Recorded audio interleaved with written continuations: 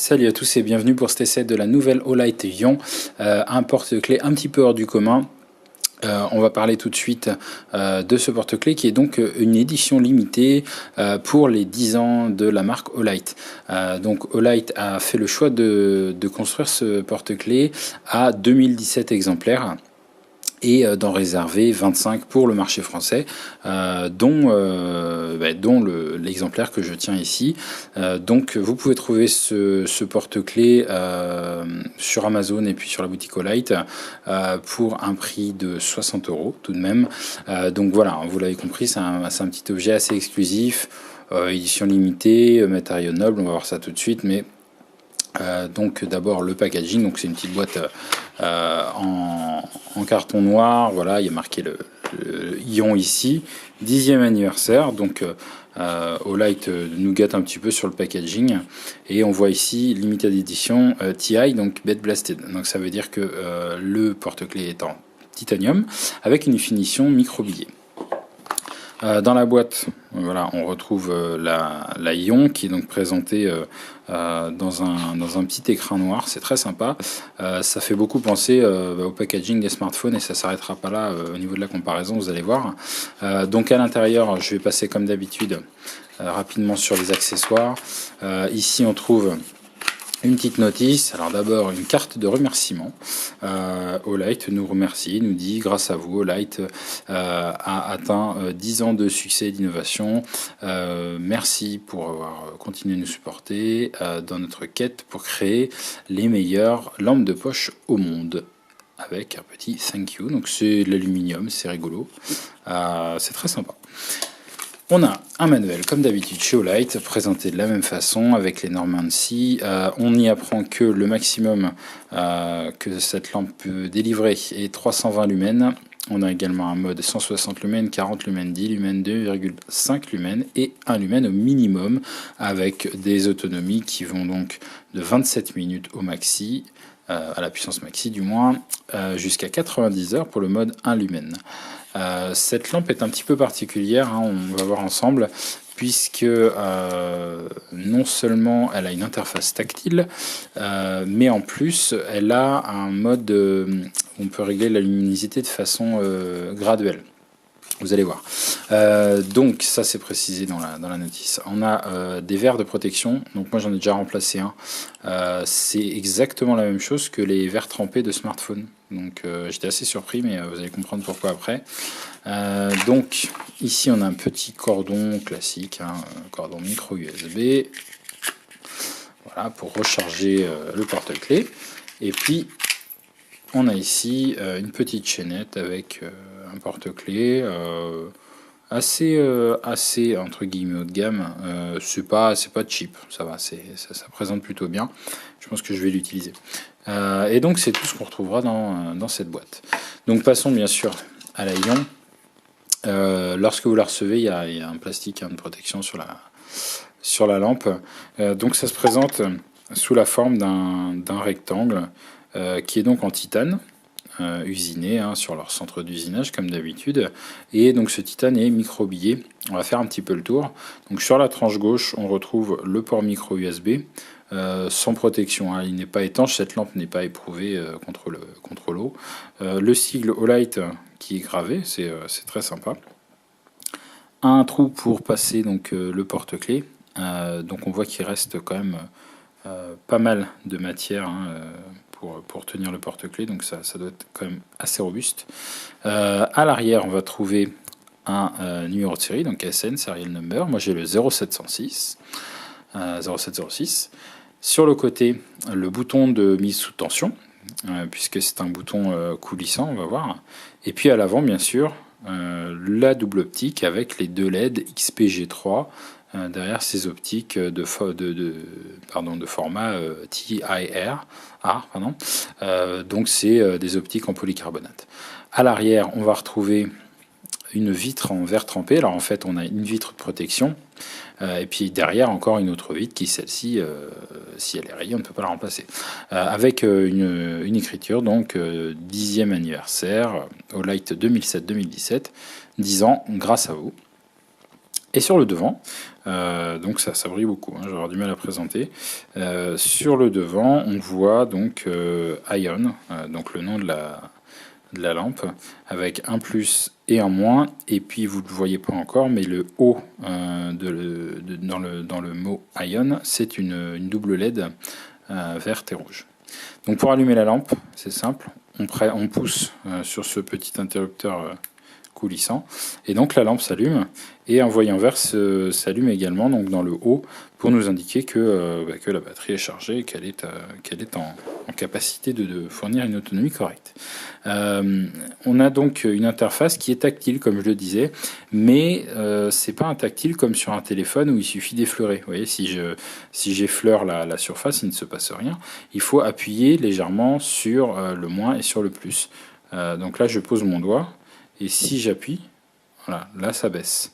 Alors vous voyez, c'est graduel. Donc c'est une nouveauté hein, chez Olight.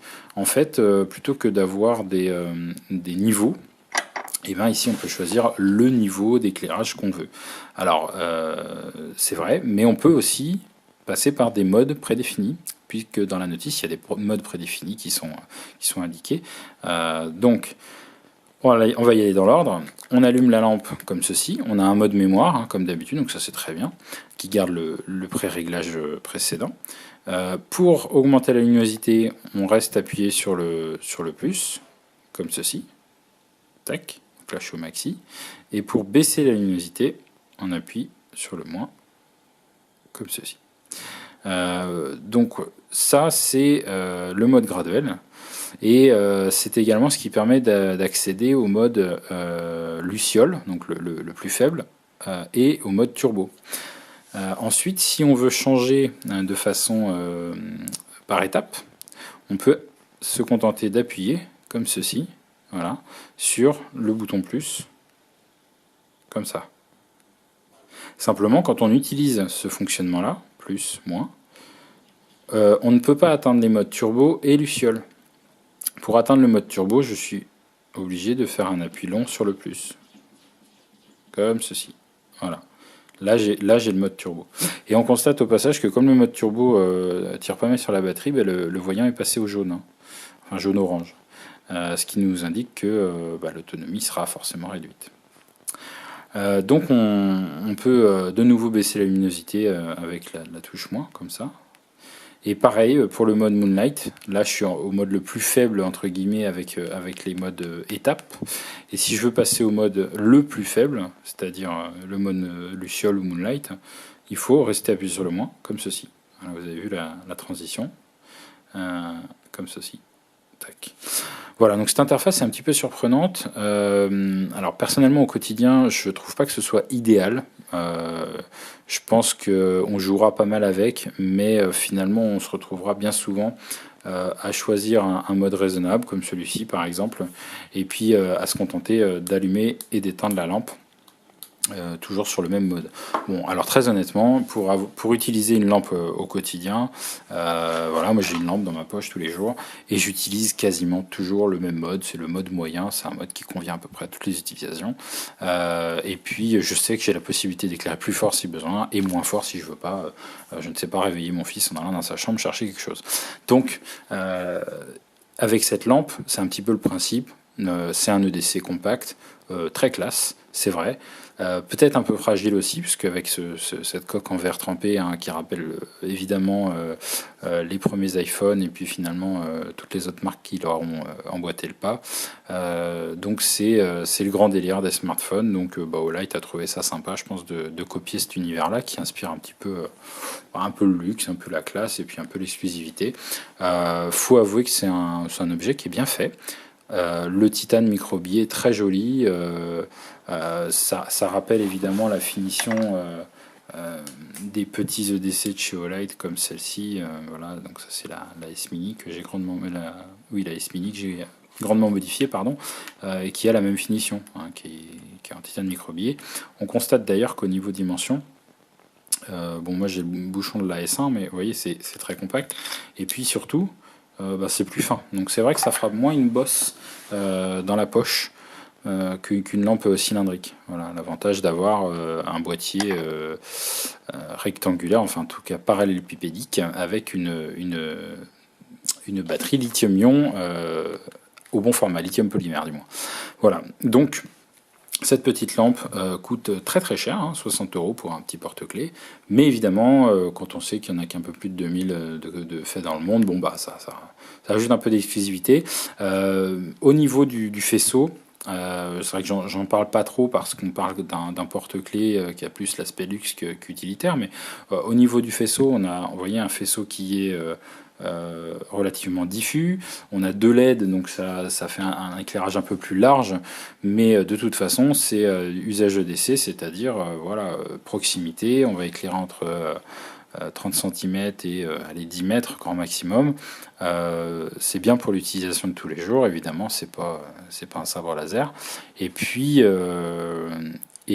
au niveau de la teinte, moi c'est toujours un peu la même chose. Au niveau de la XPG3, il y a 2 choses que je lui reproche. La première, c'est d'être en blanc froid, hein. Vous savez que moi j'aime pas spécialement le blanc froid. Pour rappel, ça c'est mon EDC. Voilà, de mon vrai EDC de tous les jours, hein, que j'ai tout le temps dans la poche. Donc vous voyez qu'on est sur une teinte vachement chaude, un beau rendu des couleurs, etc. etc. Je vous refais pas la leçon. Et puis voilà, ça c'est la Ion. J'ai pas encore tenté de la démonter.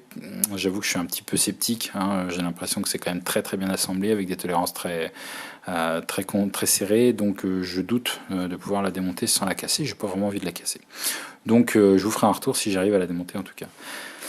Voilà, donc évidemment, hein, blanc froid, et puis une légère décoloration sur les bords du faisceau. On a une légère teinte verdâtre, enfin bon, un usage quotidien, c'est évidemment pas gênant. Voilà, donc c'était un petit peu le tour du propriétaire de cette petite Ion que vous achèterez si vous êtes un fanboy Light exclusivement. Pour tous les autres, ça doit paraître un petit peu aberrant, mais bon. Donc vous retrouvez le lien dans la description pour trouver le Ion sur Amazon et sur Olight Store. Voilà, je vous remercie d'avoir regardé cette vidéo, un petit peu plus longue que d'habitude, hein, mais il y avait pas mal de choses à dire. Et puis n'hésitez pas à vous abonner, à regarder les autres vidéos et puis aller voir effectivement mes autres reviews sur Amazon et sur YouTube. Allez, salut à tous.